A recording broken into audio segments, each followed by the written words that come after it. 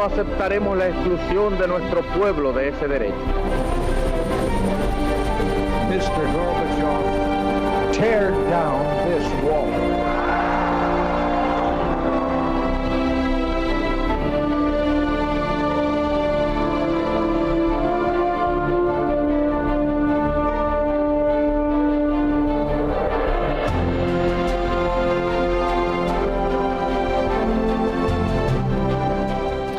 Buenas noches, señoras, caballeros, bienvenidos a Tiempos Modernos. Usted sabe que un reproche permanente de la historiografía, particularmente de izquierdas, al régimen de Franco es su compromiso con las potencias del eje durante la Segunda Guerra Mundial. Y es verdad que había relaciones particularmente amistosas con Alemania e Italia. Pero al mismo tiempo, un asunto bastante menos conocido es el hecho de que el gobierno de Franco facilitó la evacuación y la protección de millares de judíos en Centro Europa bajo la ocupación alemana. Vamos a hablar hoy de eso, de los judíos que Franco salvó y, por supuesto, formularemos la pregunta. ¿Fue iniciativa particular de algún diplomático especialmente sensible o fue una instrucción específica, concreta, del propio gobierno de Franco? Lo veremos. De momento, la historia es esta. El 24 de octubre de 1944, el ministro de Asuntos Exteriores, José Félix de Lequerica, escribía a su embajador en Budapest, Ángel Sanz-Briz, el siguiente telegrama: ruego se extienda la protección a mayor número de judíos perseguidos.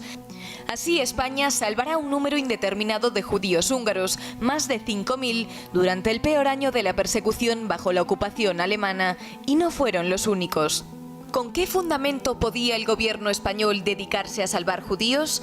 Con la propia ley española. Resulta que años atrás, en 1924, el gobierno del general Primo de Rivera, dentro de su política de promoción de la hispanidad, había concedido la nacionalidad española a los judíos sefardíes, es decir, a los descendientes de los judíos españoles expulsados por los reyes católicos en 1492. La medida era más propagandística que otra cosa, pero 20 años después iba a tener un efecto inesperado. A lo largo del año 1944, a la embajada española en Hungría, dirigida por Sanz-Briz, llegaron noticias inquietantes. Los judíos de Budapest estaban siendo deportados en masa y se rumoreaba que enviados a la muerte. Nuestros embajadores contactaron con el Ministerio de Asuntos Exteriores y, como primera providencia, decidieron recuperar aquella vieja medida de la dictadura. En nombre de la españolidad de los sefardíes, la embajada española empezó a acoger judíos a los que de inmediato se proveía de la correspondiente carta de nacionalidad. A partir de ese momento, su vida quedaba a salvo. Muchos de ellos permanecerán viviendo en la propia embajada. Cuando Sanz-Briz abandone Budapest, un italiano, Giorgio Perlasca, nombrado cónsul de España, continuará su labor. Por este procedimiento se salvaron de la deportación no menos de 5.200 judíos húngaros. Otras embajadas españolas en Europa emplearon el mismo procedimiento. ¿Fueron iniciativas personales, aisladas, o el gobierno de Franco estuvo detrás? Es indudable que el gobierno, como mínimo, estuvo al tanto y dejó hacer. Desde 1943, cuando la ocupación alemana de la Francia de Vichy, hay constancia de que las legaciones españolas protegían a los sefardíes. Cuesta imaginar que en un régimen rígidamente autoritario como el de Franco, y más en aquellas circunstancias, un embajador pudiera obrar por su cuenta en un asunto que perfectamente podía desencadenar una crisis diplomática. Por otro lado, los embajadores siempre dirán que actuaban con el conocimiento del gobierno de Franco. Es un episodio fascinante de la historia de España durante la Segunda Guerra Mundial. Juan Floguer, muy buenas noches. Muy buenas noches. Un episodio fascinante, es verdad, y además envuelto siempre en una especie de polémica, porque para mucha gente resulta inaceptable la mera hipótesis de que Franco efectivamente quiso deliberadamente salvar judíos en el centro de Europa, claro. Sí, pero una cosa es lo que le guste a determinada historiografía, de presentar siempre a Franco como esa persona horrible y terrible, y otra cosa es la realidad. Y la realidad es que hay tres cuestiones que demuestran que el gobierno de Franco era consciente de lo que estaba pasando en sus embajadas en varios países de Europa, y además que era una política que había llevado a cabo el propio gobierno de Franco en España. Entre 1939 y 1941, es decir, 3 años antes de que empecemos a hablar de Sanz-Briz y su trabajo en Hungría, pasan los Pirineos hacia el protectorado español en el norte de África, hacia Marruecos, no menos de 30.000 judíos con salvoconducto español para ser enviados desde los diferentes territorios controlados por Hitler, pasar desde el protectorado español hacia países de Latinoamérica, y todos ellos protegidos por el gobierno español. Suponemos que 30.000 serían suficientes como para que Franco lo supiera. Por si no fuera suficiente dato para saber que el gobierno de Franco conocía este trabajo para proteger a los judíos, hay una orden, primero, hacia las embajadas en la Francia ocupada de Vichy para que se puedan trasladar a esos judíos.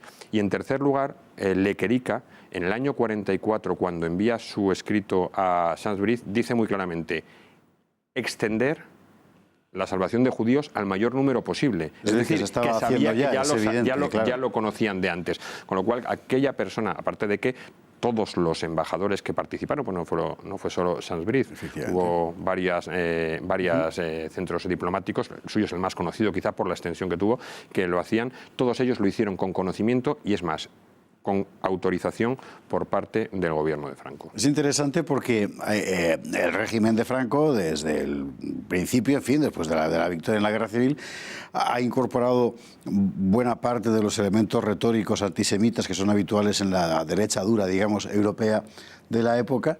Pero todos estos episodios son también desde el principio. Quizás habría que explicar por qué se dirige específicamente a sefardíes y no a los otros, a los askenazis, en fin. Sí, bueno, la cuestión es que los sefardíes eran los descendientes de los judíos que fueron expulsados por los reyes católicos de España, ¿no?, en 1492, y posteriormente estas comunidades conservaron gran parte de su arraigo cultural hispánico. Hubo muchos contactos siempre entre los judíos que permanecieron o los que volvieron después en los levantamientos de prohibición a la península, y estas comunidades que conservaban hasta el sefardí como idioma, que era la mezcla del español y el judío que se había conservado. De hecho, todavía hay libros y hay textos que se escriben en sefardí.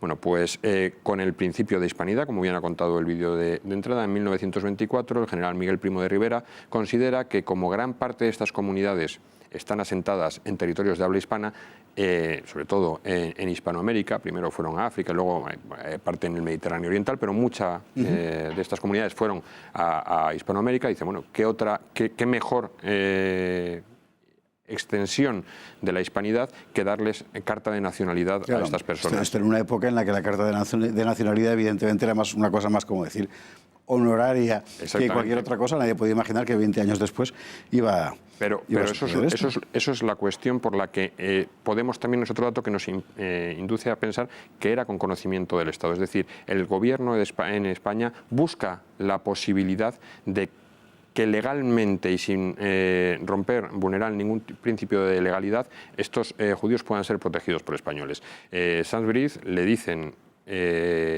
dan un cupo. Son 200. ¿Por qué le dan un cupo de 200 salvoconductos para toda Hungría? Porque el número de sefardíes censados en Hungría era de 200. Lo que pasa es que luego él hace varios juegos, ¿no?, para ampliar y que eso se multiplique, ¿no? Que es muy curioso, ¿no?, cómo lo hace, ¿no? Lo primero que hace es numera los salvoconductos del 1 al 200 y, en vez de dar uno por persona, da uno por familia. Con lo cual le queda un remanente. Y una vez que se le acaban y ya ha salvado varias familias, son familias además numerosas, lo que hace es que vuelve a renumerarlos del 1 al 200. Y cuando se le acaben, vuelve a renumerarlos del 1 al 200. De esa manera puede sobrepasar los 5.200 personas salvadas con solo 200 salvoconductos. Cuando un agente de la autoridad va a revisar si tiene salvoconducto o no, ve el número, pero no están en una época como ahora, que sería digital, que podría ver si corresponde o no. Ve que corresponde, que va del 0 o del 1 al 200, y por lo tanto pues permite eso. Luego, aparte, tiene otra protección, no son solo los 5.200 salvoconductos. Lo de Saint-Brieuc hace una labor, son 11 edificios, no 11 casas como se ha publicado en muchos sitios, son 11 edificios completos los que pone bajo pabellón español en Budapest para albergar, bueno, en Budapest no, en toda Hungría, para albergar a estos refugiados judíos perseguidos. Y además edificios grandes y en muchas localidades, y muchos de ellos los visitaba semanalmente él o Perlasca, que era su mano derecha, que fue ese ciudadano honorífico español que acabó siendo miembro de la delegación diplomática española. Perlasca es un personaje interesante. Perlasca es un italiano que está allí como cónsul de España. Sí, bueno, se le da luego, se le habilita como cónsul y tal, en fin. Se le habilita como cónsul cuando en el 44, además una habilitación temporal que le da el propio Saint-Brieuc, cuando en el 44 Saint-Brieuc tiene que abandonar Hungría porque firma un manifiesto en la caída de Horthy, ¿no?, para que la ocupación alemana dice que eso va contra la legalidad, él sale y viene para España. Entonces Perlasca se queda allí y para que pueda seguir actuando no solo en eso, sino para proteger los intereses de los españoles que residen ahí, que había una colonia importante, le nombran cónsul honorario, que con las atribuciones de cónsul para que pueda seguir el trabajo de Saint-Brieuc. Entendido. A Perlasca le han dedicado una película en Italia, son esas imágenes que hemos visto hace un instante, corresponden a esa película. Después de todo era un personaje, digamos, sin ninguna duda, con muchísimo mérito, pero secundario dentro de lo que era la trama de rescates, ¿no? En España no ha habido película al respecto por parte de nuestros talentosos cineastas. Es más... Ni la habrá probablemente. Pero desde el punto de vista de la historiografía oficial, que es de la izquierda unánimemente, etcétera, da la impresión de que todas las interpretaciones tienden siempre sistemáticamente a tratar de que todo aparezca como una especie de puro juego de azares o de casualidades. Es llamativo. Sí, hay... la historiografía, la izquierda, tanto en la historiografía como en el mundo del cine y la televisión en España, es muy curiosa al respecto de lo que ocurrió con los judíos. En los años 1945, 46, 47, hasta desde el exilio, en los años 60 y 70, en el interior ya, todos los representantes de la intelectualidad de izquierdas eran claramente anti-holocausto, criticaban el holocausto judío cometido por los nazis, pero empiezan, sobre todo a partir de la creación del Estado de Israel en el año 48, a hacerse antisemitas. Es decir, lo que antes había sido la derecha conservadora en Europa, esa línea de pensamiento la adopta la izquierda. Por lo tanto, este hombre, Saint-Brieuc, que como bien decías, merecía una película, cuando lo estaba haciendo... España era un país aliado de Alemania, o así lo interpretaban ellos, pese a que aunque era un país neutral, y por lo tanto era reprobable, y cuando ya ha pasado el tiempo y Saint-Brieuc no está en el ejercicio en Hungría, porque luego acaba embajador en China, en la Santa Sede y demás. Vuelve a ser reprobable porque estaba a favor de... Porque como se ha creado el Estado de Israel, ahora los malos son los judíos. Es la utilización perversa que hacen de los grupos sociales esa historiografía o esa intelectualidad, mal llamada intelectualidad izquierda. En un minuto que nos queda, las fuentes judías, por su parte, en general no niegan, sin embargo, el mérito del gobierno. No, de hecho, Saint-Brieuc está considerado como uno de los justos entre las naciones. Su retrato está en el Museo del Holocausto y su viuda recibió de autoridades, no recuerdo si fue qué embajador español, pero fue un embajador español el que le otorgó las conmemoraciones. Es más, Beiser, que es un escritor francés de origen judío, dijo que España, durante el franquismo, fue el único país de Europa que no devolvió a los judíos que pasaban por su territorio a Alemania. Efectivamente. Bueno, esto es lo que de verdad pasó. Nunca sabremos realmente si hubo una orden de Franco firmada diciendo hágase. El hecho es que el gobierno de Franco lo hizo. Y las cosas son como son. Ahí está la realidad encima de la mesa. Juan Fluger, muchísimas gracias. Gracias a ti, como siempre. Y a ustedes, como siempre, muchas gracias. Buenas noches.